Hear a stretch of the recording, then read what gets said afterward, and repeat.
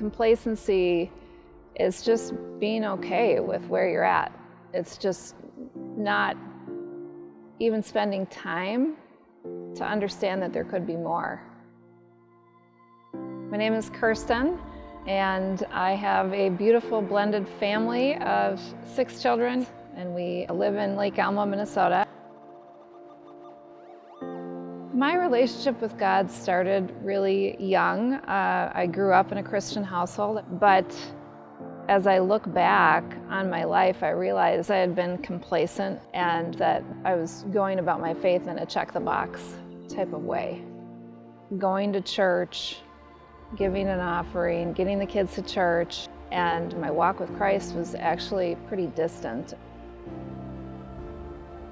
I was really blessed to have a long corporate career. I was climbing the ladder for many years and was able to enjoy many of the perks like traveling around the world, having nice dinners, and eventually becoming a CEO and later a COO of a larger company until October of 2018, when after 22 years in business, the company was done with my position.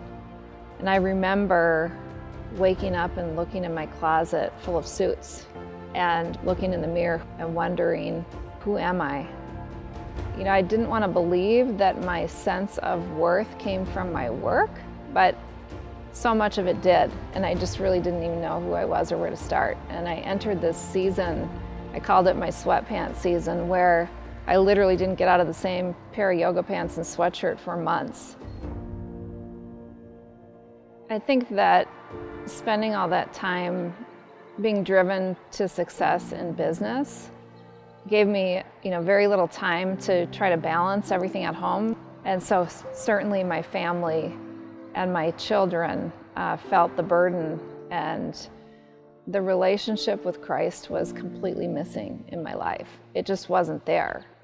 And I realized that I needed to lean into my faith for strength because I just didn't even know what I was going to do next. There was a point in time where my perspective completely changed. And I remember every morning waking up and seeing the sunrise and saying, God, thank you for a new day. Thank you for a chance to be better. I realized that God wanted me to lead where I was. I had been leading in business for 22 years, but God wanted me to lead in my family, in my home, in my faith, and He wanted me to lead in my community.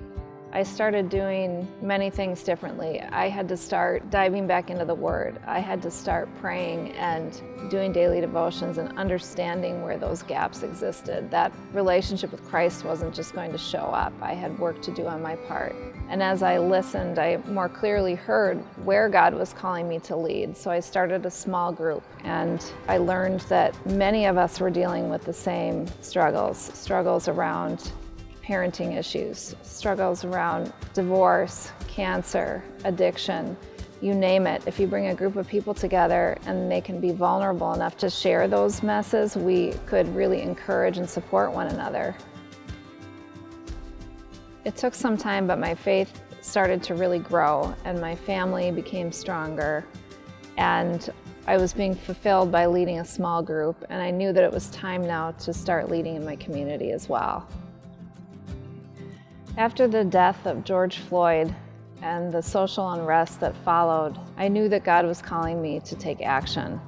I talked to the kids, and we came up with an initiative called Change Starts With Me. We knew that we didn't have all the answers, but we knew that sitting on the couch was not the answer. So we said, we're going to do 4 things. We're going to listen, we're going to learn, we're going to pray, and we're going to serve.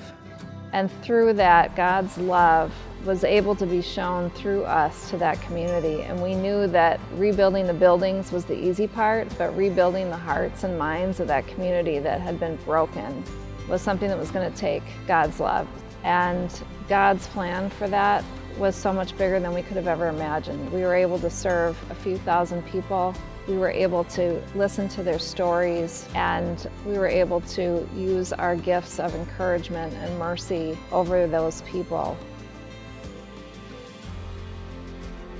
I've been tremendously blessed, and to whom much is given, much is required. And I truly needed a life event to realize that I was not enough. I mean, doing it on my own and checking the boxes and thinking that I had faith was not enough, and it was not even close to what God had planned for me. And He had a plan that was so much greater than my own plan. He had a plan to use my gifts in ways that I could have never imagined.